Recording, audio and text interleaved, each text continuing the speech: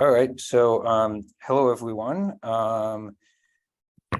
Thanks for coming. And I'll just read a brief introduction about our guest speaker. N.D. Jones is a USA Today best-selling author who lives in Maryland with her husband and 2 children. In her desire to see more novels with positive, sexy, and 3-dimensional Black African-American characters as soulmates, friends, and lovers, she took on that challenge herself. N.D. has authored several paranormal romance and fantasy series, as well as a coloring book and self-care journal series. N.D. is also the founder of Kumba Publishing. Am I pronouncing that right? That's close. Yes, Kumba. Okay. An art, audiobook, ebook, and paperback company that is a forum for creativity with special commitment to promoting and encouraging creative works from authors and artists of African descent. Her teenage daughter created the image design for Kumba Publishing, while her son has written a role-playing game using original characters from a new paranormal romance series, and her husband manages the company, making Kumba Publishing a true family affair. And her latest book is Barely Gold, which is adapts the Goldilocks and the Three Bears into sort of a dystopian environment. So without further ado, N.D. Jones. Thank you, Warren. I appreciate the opportunity to be here, to speak with you, and also just your interest in having Barely Gold on the shelves at your library, and give me the opportunity to meet as many different readers, or to introduce myself to them and my work to them as well. So my goal for our time here today is basically twofold: to talk to your readers a little bit about Barely Gold, so thank you for the introduction, and just to share a little bit about me, give your readers an opportunity to get to know me beyond just my book. So I try to think of hopefully a creative way of going about doing that. Actually, I apologize. I realized I forgot to admit the 2. Sorry, sorry guys, I forgot to hit admit on you. Sorry about that. So you missed the introduction. I could read it again, but I think no, it's fine. It's kind of long. Yeah, you can just check out her website. I will put that in the chat. This is great. I'll just pause for a second. I'll just repeat what I said. So basically, as I mentioned earlier, and thank you both for being here. And so 2 goals, twin goals, just to share a little bit about my book, to introduce you to why I think that this piece is very special, and just to give you opportunity to get to know me. So what I was telling Warren before he was able to admit you to our session was that I was trying to brainstorm a way to make this as engaging as possible, and to be a bit creative as far as how I chose to share the information. And so I came up with the idea of, if you recall, when we were much younger, probably like elementary school, maybe even preschool, there were certain days that teachers set aside for what they call show and tell. And you really still have in elementary school, there are some teachers who actually still engage in an opportunity for students to bring in artifacts from their home that they want to share, that they think really represents them, that they love, that they think is cool or fun, but these are just personal artifacts, and they are able to stand up and to share that with their peers. So in the vein of show and tell, that's what I would like to do. So I gathered today a whole bunch of different artifacts that represent my journey as an author, but also information about my book as well. And I put them together in, I'll see if I can pull this little orange bag out here. I have this heavy bag right here. And so I have a variety of items in the bag. I'm trying to blindly dig into the bag and pull out some items. And some of them, they have multiple meanings, different symbols. and we're just going to see what I actually come up with.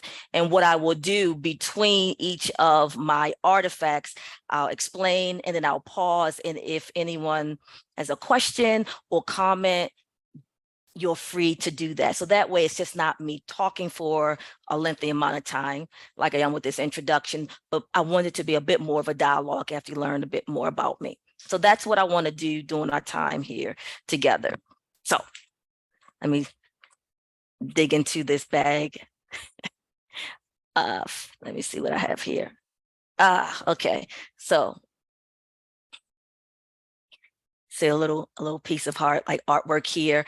And if you can see it, like, like a mother figure and, a little girl here. And this one, it's actually really cool. It's nice and heavy, and I keep it on my not on my desk upstairs where I work.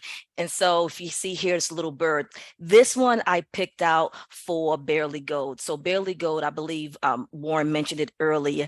It is a reimagining of Little Red Riding Hood. So on the cover, this is my personal original character. Her name is Fayola, but there is a little girl that represents the Goldilocks character. Her name is Jwahir.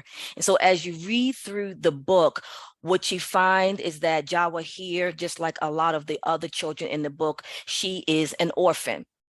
Her country is embroiled in a terrible war. And as we know right now, if you watch the news come out of Ukraine and other countries, when there's a war, oftentimes children are the ones who suffer the most, whether they are displaced from their homes or in Jawahir's case and other children in my book's case, their parents are killed. And so they are kind of left to their own devices, and they have to rely on hopefully the kindness and care and empathy of the adults around them. Sometimes they luck up and find really good caring adults. Sometimes they don't. And so you see that in Barely Gold as well. And so Fayola, throughout the book, she kind of becomes like this protective mother figure to my Goldilocks character. So that's the symbolism behind this particular artifact. And I will pause and just give the audience a few seconds and see if they want me to follow up or if they have a question or comment or anything that I just shared.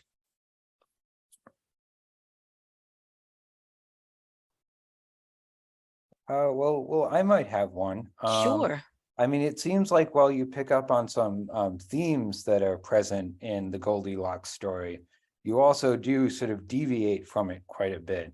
And so I'm wondering how the thought process there worked, how you saw the themes in the original story and really decided to build off that and kind of change the focus. Yeah, that's a great question.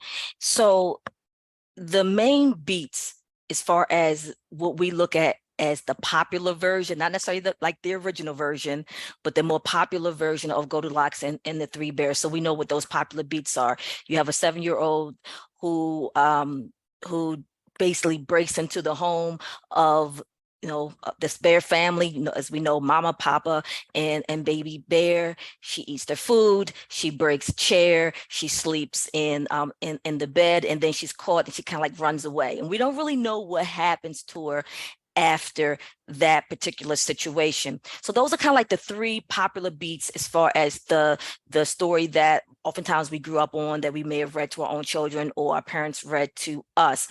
And so when I thought about engaging in this particular reimagining, the questions that arose in my mind was, under what circumstances would a 7-year-old kid break into someone's home and do everything that I just described?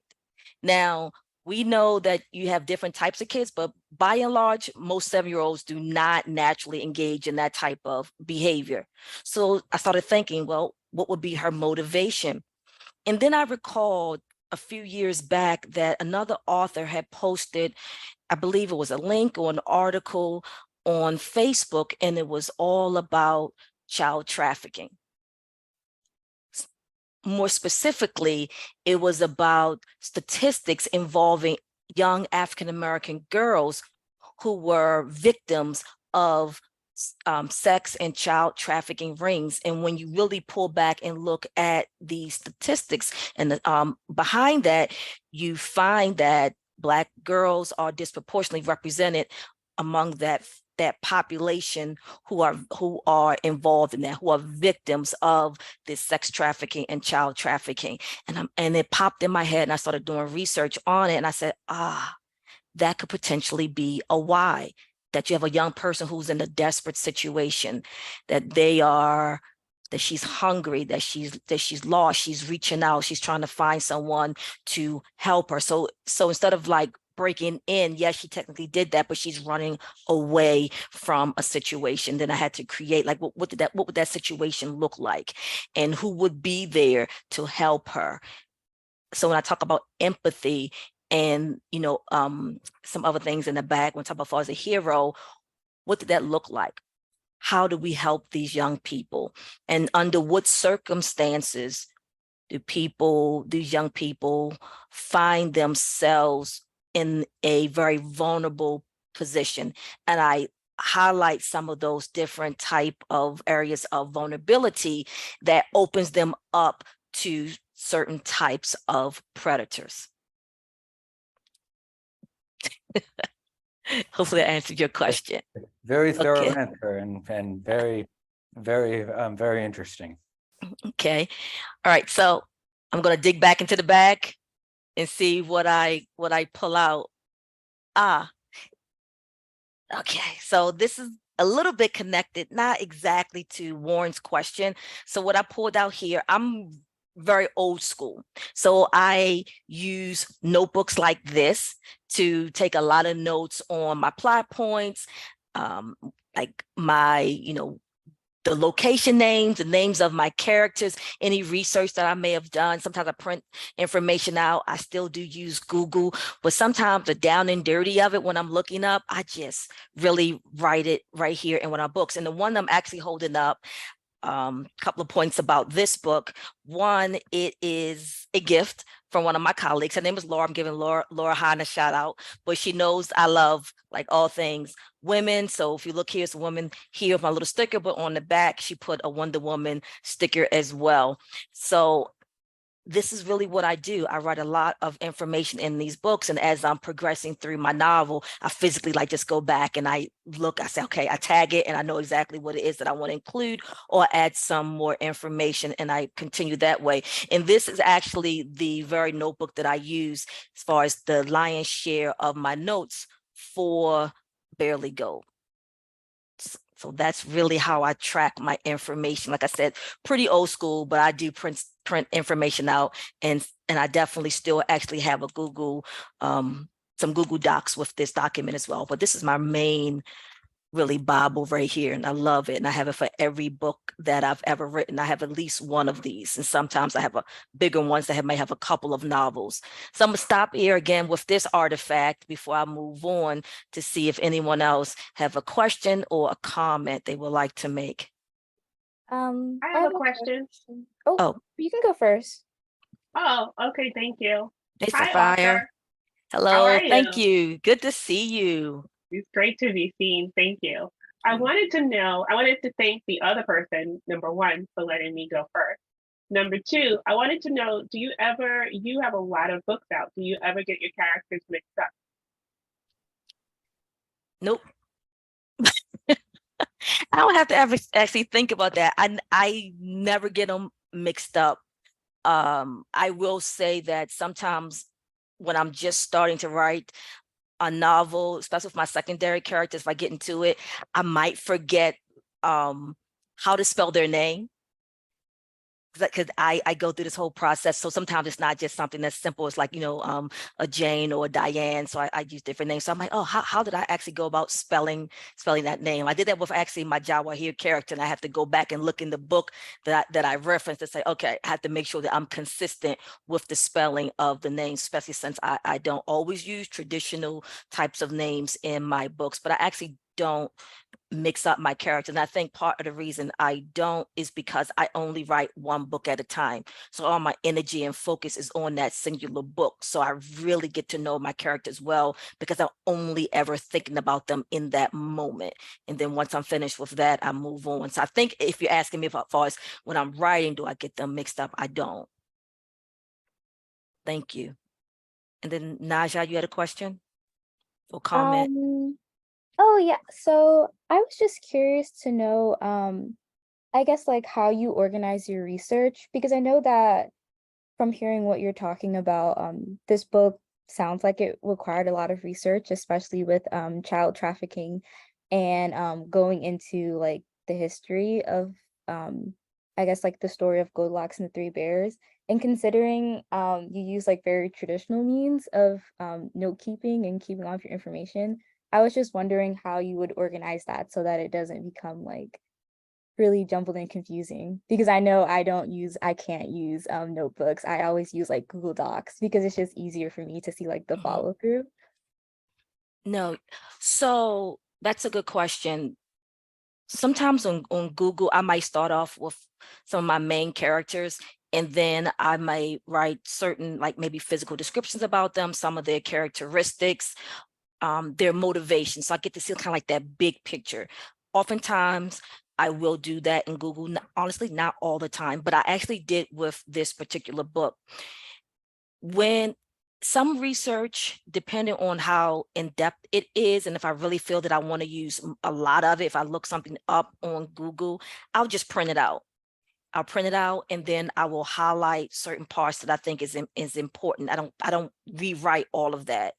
But there are other parts that I do. So say, for example, if I want to have certain patterns in my locations, I'll have a page for right now. So I just turned to a rare page right here, and I put Russian town names because I know that there are scenes in which I'm focused on children who, I don't call it Russia, but my whole idea in this book is to go all around the world, never really naming like Russia or Mexico or the United States because it's fantasy, but I have really specific names. I want people to get the feeling that it's an international phenomenon because it really is. And so with that understanding, I'll look at like say a fantasy name generator or different types of generators, and I'll literally just write down Russian town names, and I write a whole bunch of them. And the next page I'll write maybe futuristic male names, or I'll look up names, like I'll have a page in here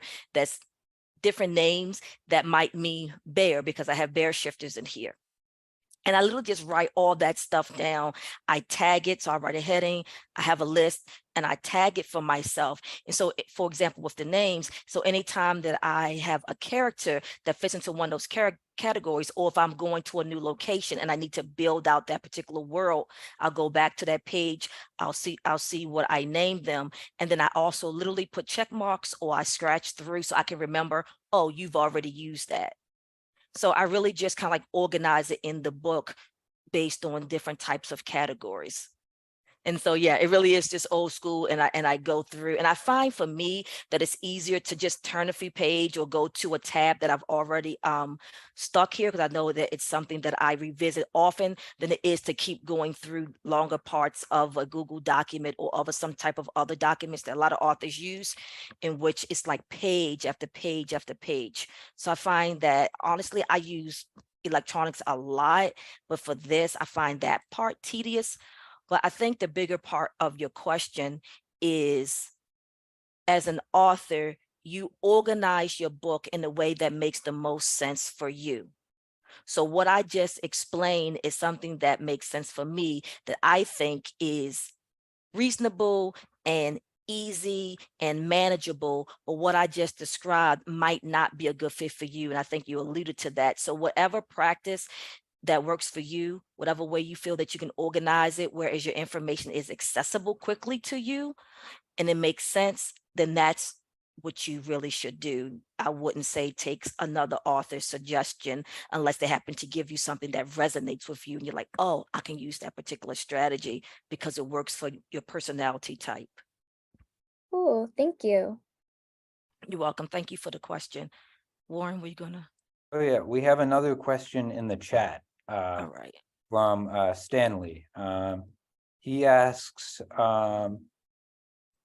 you have written a lot of books. Is writing a calling for you, or do you look at writing as a mission?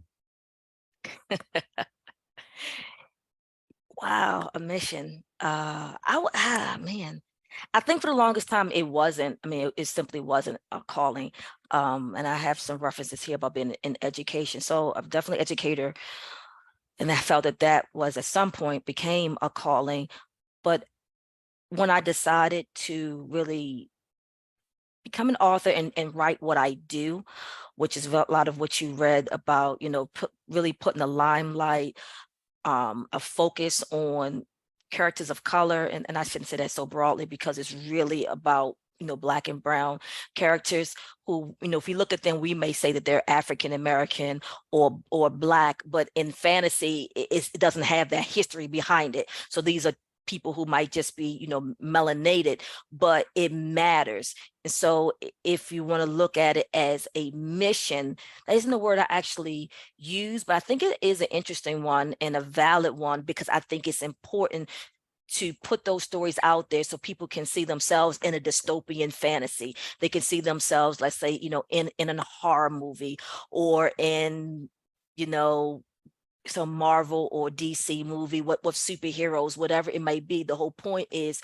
you can find people who may be labeled Black or African American or any person of color in every type of literary genre that's out there, but in other types of entertainment as well. And so if you want to view that as a mission, yes, I think that's a great question because I am dedicated to writing as many books as possible and appealing to those individuals who they will read a whole lot of stuff, but it's a special place in their heart. They can pick up a book and you're a Black woman and you see a Black woman on the cover. So in that sense, I think the word mission is actually quite apt.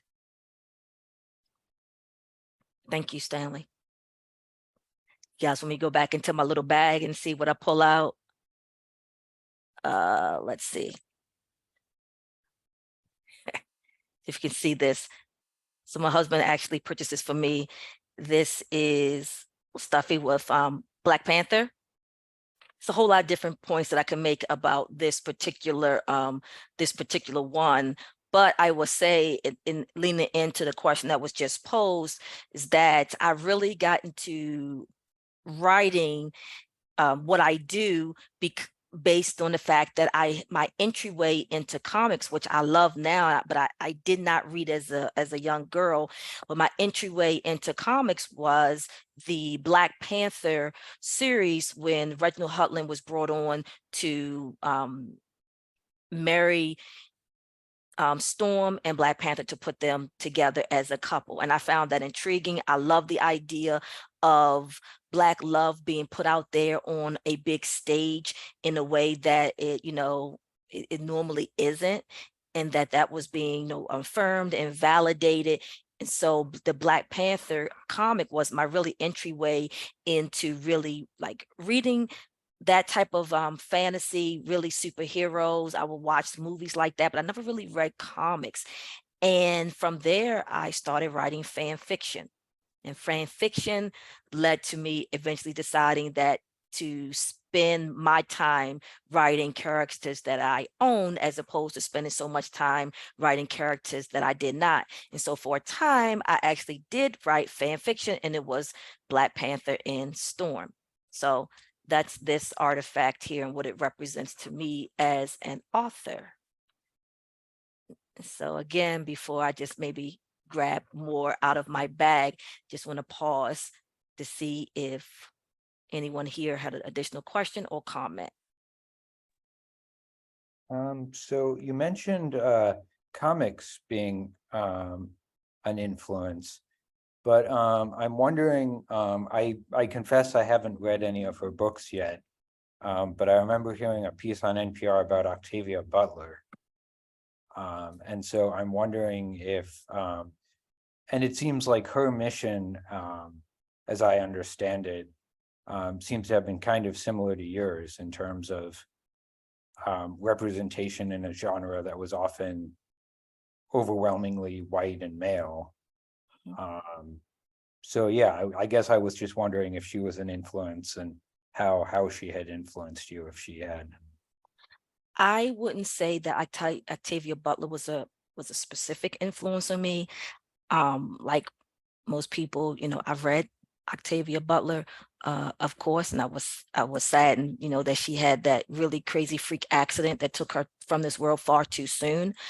But no, and honestly, and I've got that question before, not specific about Octavia Butler, but about perhaps any specific authors who may have really influenced me to go into the direction that I've chosen. And it's really truly what I've said. I like paranormal romance, so I read it. I like fantasy, so I read it. And I do the same as far as those same genres in the movies and shows that I choose to watch. I just personally enjoy them. And so when I looked at the fact that there was obviously a dearth in the field, just as you said, and I'm writing the fan fiction, and I'm like, why not just write what you already like and and I think that would be always one of my biggest recommendations for any type of budding author. I think the level of sustainability, at least for me, is to write what you like, what you love, what you enjoy, that you have a passion surrounding. And I think it makes it easier in this business if you do, that it doesn't feel as much like, drudgery to get from one book to the next, or to have these types of conversations, because you really do enjoy what you do. So I wouldn't say that there was any one particular author, but I am very aware of many authors and the path that they've laid out and their particular motivation for writing what they do. And some of them, it's not always about writing about other Black characters. It's just about the fact that they are a Black author in white spaces. And so, and saying that they deserve to be there. So that I'm very cognizant and aware of when I choose to write what I do, and that I continue to write what I do, being a Black female author, writing really Black female leads in fantasy. Thank you.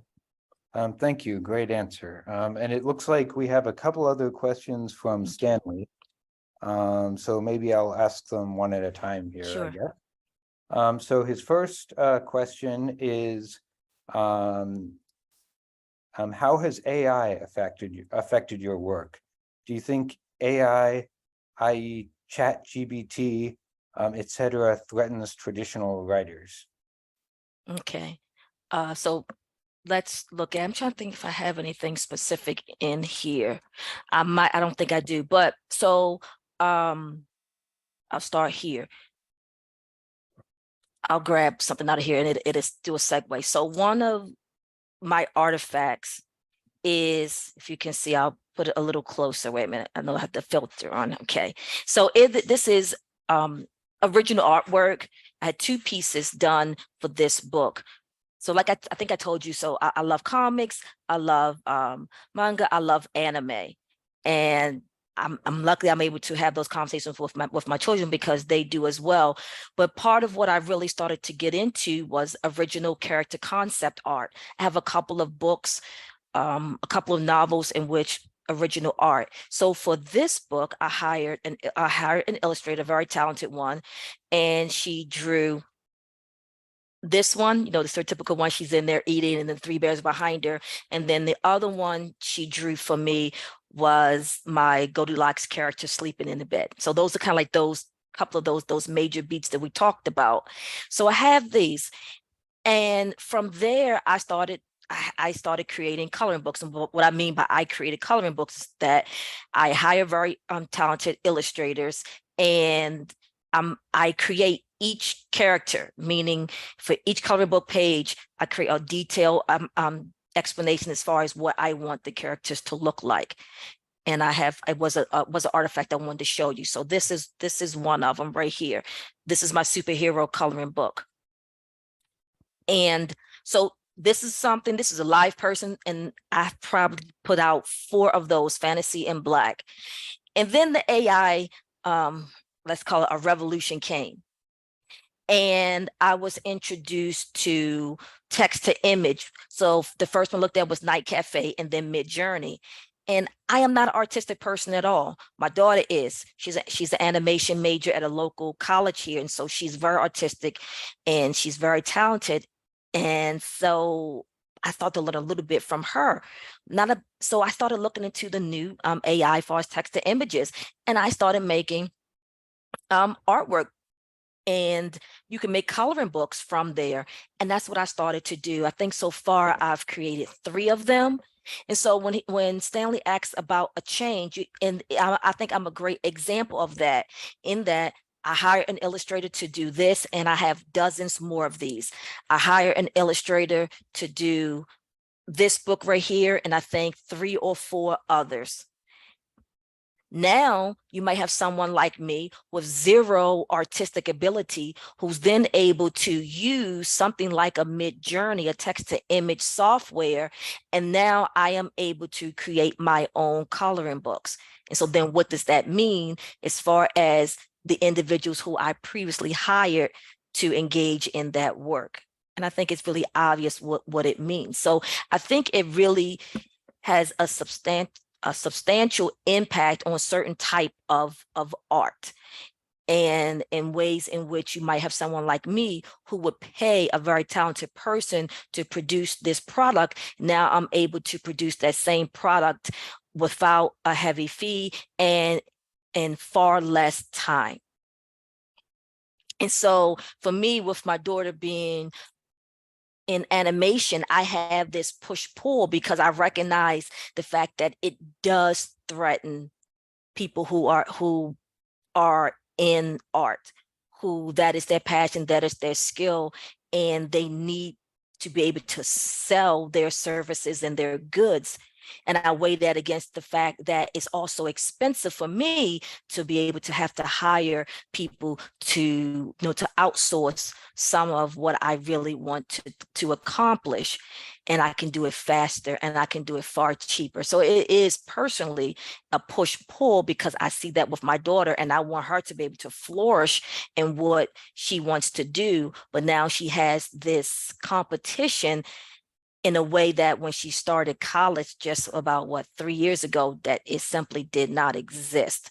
And I think those are real issues for not just our artists, but for some of the authors. I don't know if ChatGPT has gotten to the point where it can really truly write a book in the way that feels authentic and the length is there that could replace an author.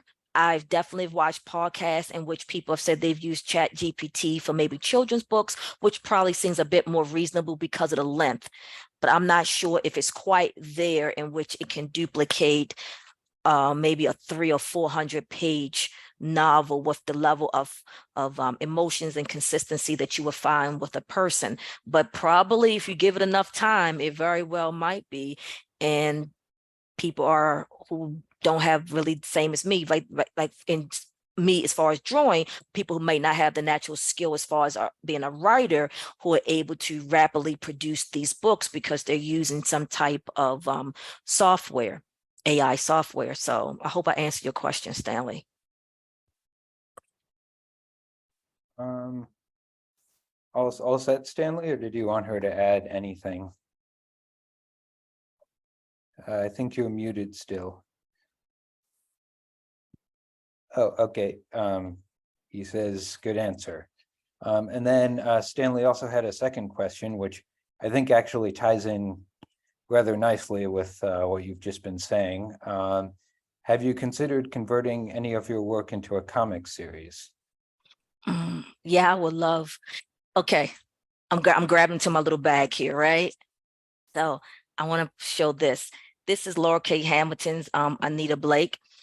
And back in the day, I used to always listen to her books on tape. I loved her Anita Blake series. I don't know how many books are in her series, but I remember many years ago, the series was turned into, this is one of the trade, but into a comic book.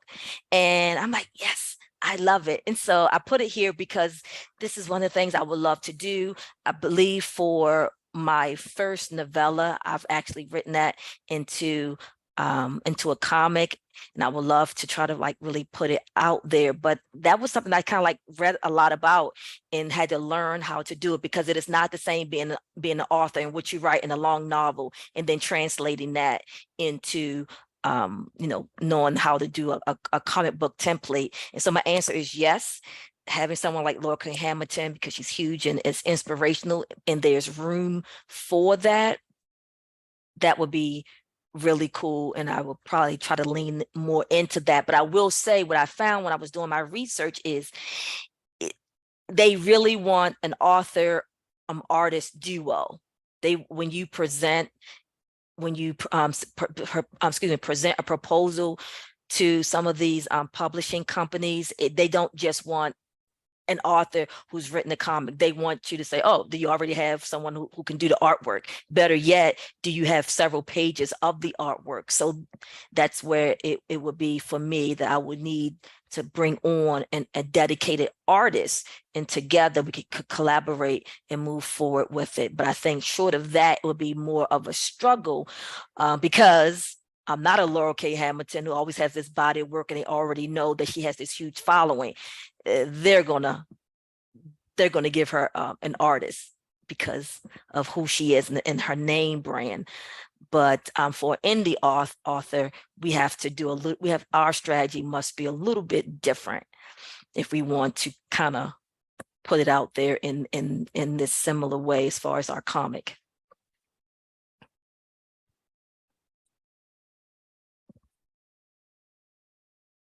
Thank you, Stanley. He says makes sense. I'm not sure if you can see the chats actually. Yeah, if I open it up. Yeah, okay. Yeah, I do. I have to open it up. Okay, yeah, I have to do the same thing. And I'll close it. And if you want, I could pull out a couple of more of my artifacts. Yeah, I think that makes sense. You good with that? All right, let's see here. I think I'm gonna look and see, because some of them we may have talked about already in the other questions. I'll pull out this one because we haven't talked about this. So I want to share this. So we mentioned that I have Barely Gold, and Barely Gold is actually the second book in my Fairy Tale Fatale series. Crimson Hunter is my first one. So Crimson Hunter is a reimagining of Little Red Riding Hood. So in the same vein that Barely Gold touches on child trafficking and it hits the beats of Goldilocks and the Three Bears, meaning if you go into it, you probably wouldn't expect child trafficking and, war-torn countries and all of that in this book, even though it is a reimagining of Goldilocks. So it's similar to this one. You might not expect some of the story, but the beats in the more popular version of Little Red Riding Hood you'll find here. So in this particular one, I have like my witch. I write a lot about witches. And for the first time, I looked at men who could shapeshift into werewolves, huge werewolves. And I do a lot of shapeshifters as well, but I've never done this particular type of shapeshifter. So Crimson Hunter is the first book in the series. And this book, I wrote this for an anthology on modern retellings with a bunch of other authors, modern retellings of fairy tales. And so I liked the idea so much. I said, I could really just make a series out of this.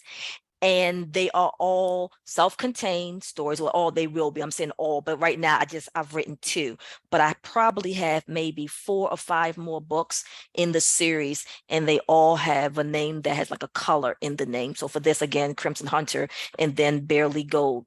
So that's what I have, just 2 books in my Fairy Tale Fatale series. And like I said, I want to have more, and all the covers are different because they are standalone, and I'm almost positive I have different designers for each of the covers. So a series, and because they're thematic, but they're all separate books within the series, so you can pick the books up in any order and you'll be good.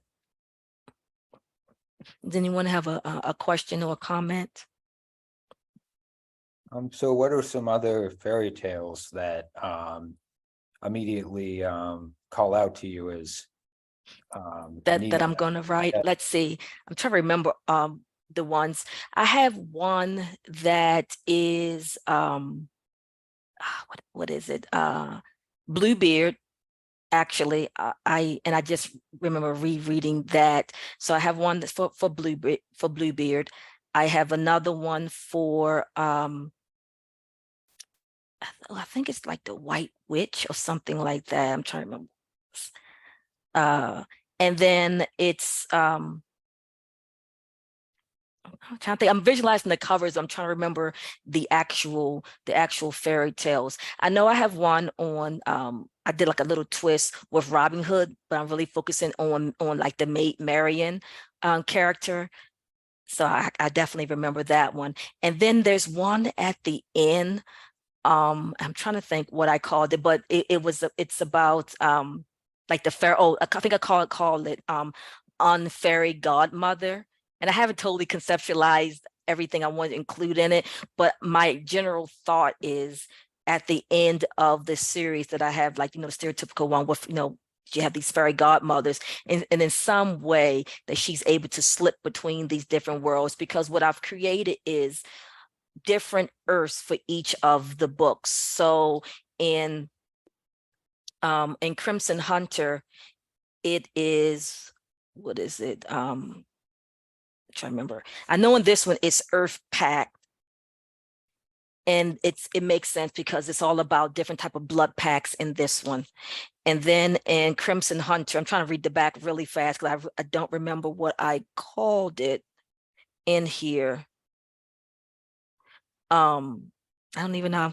I'm trying to read it really fast, but yeah. So I create different Earths. So I'm thinking with the one with the unfairy godmother, that she'll be the one to kind of pull these together. But that's probably about 5 books down the road, so it's not remotely close to being fleshed out. But that's just kind of like where I'm going with this series.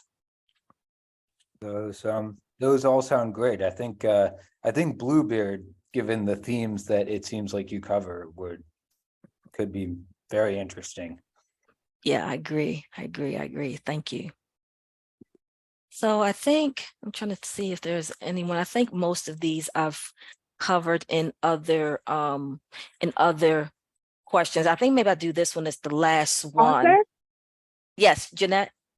Yes. Sapphire? Yes. Will you be doing any more dragon books?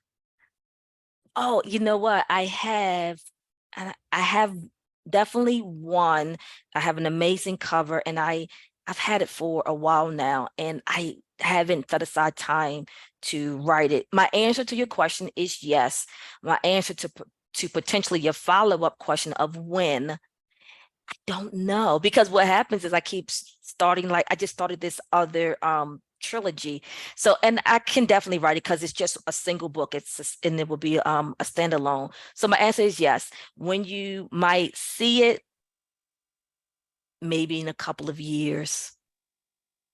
If you had to remember, you have to remember to send me, say, just write the book.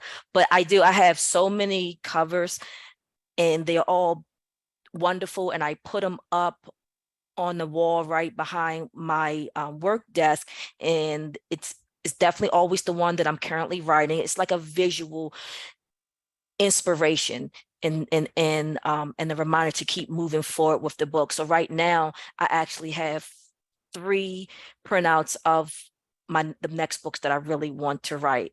Unfortunately, that's not on the order, but I've changed orders before. So again, the answer is yes, but it's probably not as soon as you might like. I have one more question, Sure. if I can. Of course. I wanted to know, you most of the time write full-length novels. Is it harder for you when you're joining these anthologies and you're limited to certain amount of words?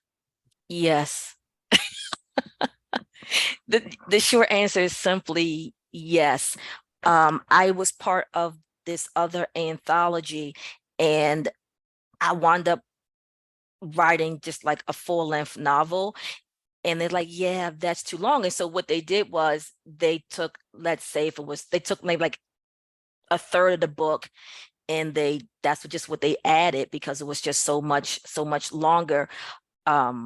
Yes, that's a struggle. And I don't do the anthologies anymore for the most part, partly because of that, and it's just really restrictive.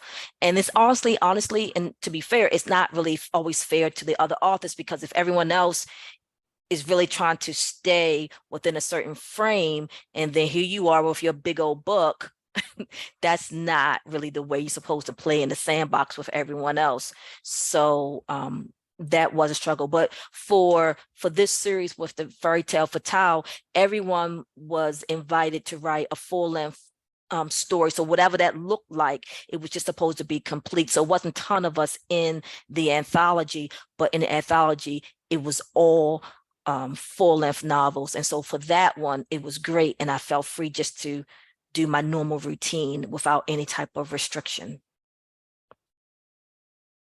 Also, have you ever thought of going in with another author? So my daughter wants to co-write a book with me, and she is a totally different type of writer. And I'm not going to get exactly right what she told me. So she wants to write a book, and I think it's it's two parts to it, whereas it's one type of person, and then when they switch over, she's going to get me because I'm not explaining it well at all, but when they switch over, it's like this other type of experience that they're having, which will reflect our different styles of writing. She's like, her world, the way she describes her world is like so poetic, and that's like that artist in her. Double personality. Yeah, so it's like that. So she's like, Mom, this will be great because I can write this part, and then when it switch over, and it's so easy because we can both naturally write in our style, and it would fit her with her vision very well. So we haven't remotely fleshed that out, and you can tell because I didn't exactly explain her vision well. But we are two different types of writers. But I think in how she's envisioning the story, that would actually benefit the readers, because it's so obvious when they see that transition that you have these two different pieces.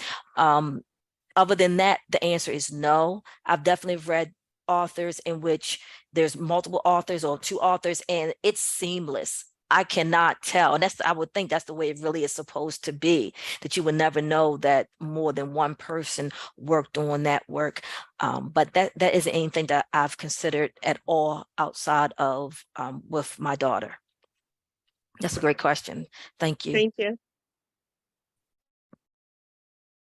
Was there anyone else? I didn't pull up the chat. Okay.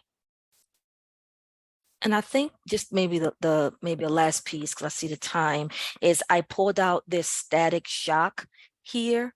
And beyond the fact that I remember, I'm not sure if my son does, but back in the day, my son loved Static Shock. I think a lot of Black boys love Static Shock. But the reason why I shared this particular artifact is that in Barely Gold, like I said, I think I mentioned that I write a lot of shapeshifters. So my heroine of Fayola, she shapeshifts into an Impundulu. And Impundulus, if you look those up, I write a lot of characters from different African lore, different ancient African lore, so it's not just about putting, a Black woman or a Black male in here. I really try to feed into supporting different ancient African traditions and their own mythos and stories, in which a lot of times we talk about what Norse mythology, Greek and Roman mythology, even Japanese and Chinese mythology, but not always different types of African mythology, perhaps outside of ancient Egypt. And so I try to put in as many of those different characters as possible in my books. So you have the Impundulu, and you have a whole society of Impundulu. So what they are vampiric beings, and they are these huge birds. I mean, I didn't make them this large in the book, but they're so large in as far as how the mythos is written that they feast on elephants. So I have 3 types of shapeshifters in my book. I have elephant shifters, I have the Impundulu shifters, and because it's Little Red, Goldilocks and Three Bears, I have bear shifters. And what they also are known for, as far as the Impundulu, just like Static Shock, they are like these huge lightning birds. So that is the connection with this particular artifact. And so for people who read this book, and if they enjoy shapeshifters, they'll get shapeshifters 3 times over. And if they've never heard of an Impundulu, then they'll be introduced to these lightning vampiric beings in this book here. And so that's Barely Gold with shapeshifters and Goldilocks. Does anyone else have any questions? I think I have one. So you did say you write a lot about shapeshifters, and what do you think it is that draws you so much to shapeshifters as a concept? God, I'm trying to think if anyone ever asked that. That's actually wonderful. I think I just like the idea of, I think about different type of power. So I do a lot with witches and a lot with, like you said, shapeshifters. And I just like, for far as my witches, just the whole idea of different types of powers. So my Death and Destiny trilogy, I have elemental witches. So, so I'd like to create their powers dealing with how am I going to display someone showing fire power or water or wind power. So I love that. And it's the same thing with people who are able to transmutate their body. What does that actually look like? And I always take the perspective of whoever they are in their natural human form, that's who they are as an animal. They don't take their logic and their knowledge and whatever it is that they are as far as their emotions in their heart and their head, and they lose that as when they turn into this huge hairy or scaly beast. And so I like that. I just like the fact that I think that it's kind of like a cool power. It's fun to describe. I mean, really, you're talking about something that can fly or scratch something to death, jump, run fast, jump over stuff. That's like a lot of physical stuff. And I like to describe that in the same way that you would kind of see it in a comic. And so I take some of those beats that you would find in a comic and I integrate them into my novel, and it's very physical. So that's one way of showing power. But when you look at some other ways of showing power, it's really different. And so especially if I do like a witch who can be very powerful in her own right, but it's not always this physical might. And it's a nice juxtaposition to have someone else in there who a lot of their might is really in that physical level. So I just think that's really just kind of cool. And I don't even know if I don't think I ever necessarily want to change into anything myself or have that power. I would probably lean into, if I had a power, it would be some type of more subtle but potent witch power. Not that I want to go through the pain and agony of having my body change into anything. But yeah, that the physical part of it is actually quite fun to write. I can imagine. And Stanley had another question, but I feel like in some ways you've kind of covered this already, but he asks if there are any writers who inspire you. And I feel like you've mentioned a few already, but did you have any others who you haven't mentioned yet? I think in general, I used to listen to on my commute a lot of authors who just wrote in a genre that I enjoyed. And I think more so than anything else, it just kind of reinforced that it was a lovable genre and that I wanted to, join it. So I told you I would listen to someone like Laura K. Hamilton. Back in the day, Cynthia Eaton used to really write paranormal romance. She doesn't really do that now. So I used to listen to her a lot. Janine Frost, I listened to her as well. I love Coates' work on Black Panther.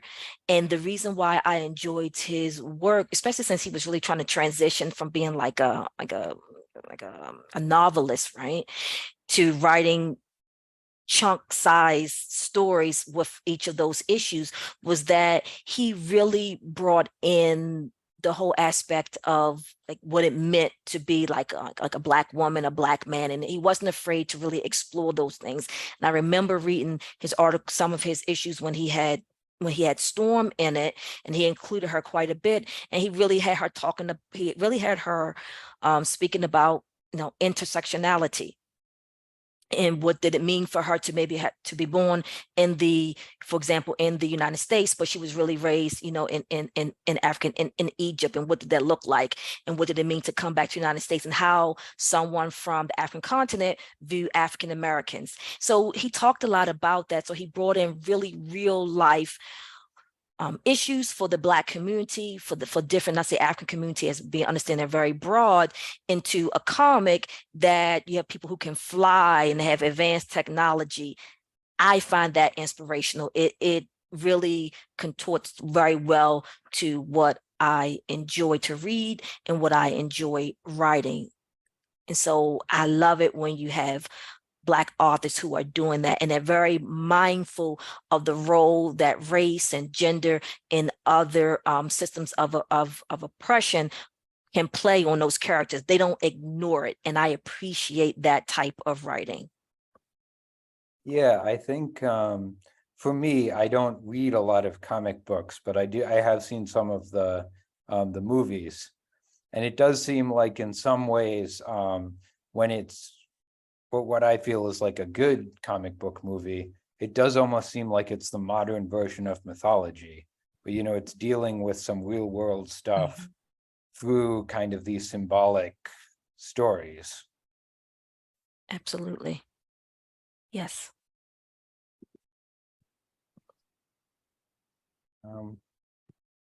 Any other questions?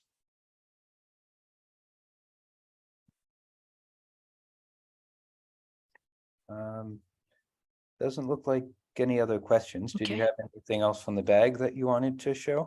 No, I think some between the questions, and I think we probably pretty much covered most of what I really wanted to share. I think I was able to meet both my goals, to share a bit about myself, and to share some of my book as well. And just to why I have this still platform, I want to thank you again. I appreciate it. I'm always honored and humbled when I am invited to speak about myself as an author, my process, my passion, my purpose, and also to introduce my books to new readers. So thank you so thank much you. for coming, and keep an eye out. People who are on, I have requested that Barely Gold be ordered, and hopefully it will be coming onto our library shelves soon. So keep an eye out for that. I know some of you came on late, and I forgot to actually admit some people early on. So I will be sharing the recording and putting it up on my Facebook, and I believe it should end up on our library's YouTube channel. So if you missed anything or like to rewatch it, feel free to do it that way. With that, I think we're done. So thanks so much for coming, everyone. Thank you. Bye.